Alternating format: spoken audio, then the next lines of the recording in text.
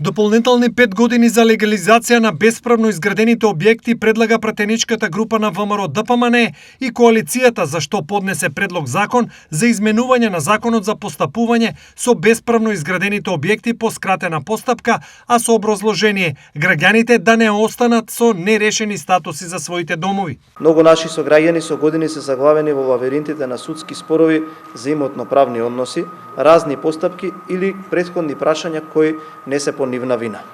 Актуелниот закон предвидуваше рок на важност до 3 март 2026 година, што би значило дека и ојадници предмети кои се во процедура би биле прекинати по сила на закон во фазата во која што се затечени. Со овој предлог закон се продолжува рокот за дополнителни 5 години, односно наместо 15, законот ќе важи вкупно 20 години до 3 март 2031 година.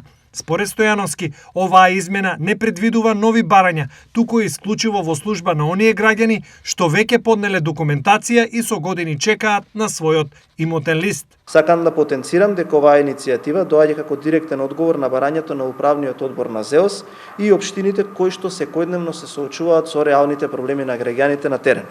Исто така, важно е да се напомене дека во ова законско решение не се предвидуваат никакви дополнителни финансиски импликации врз буџетот на државата и ќе стапи на сила веднаш по објавувањето во службениот весник за да нема правен вакуум.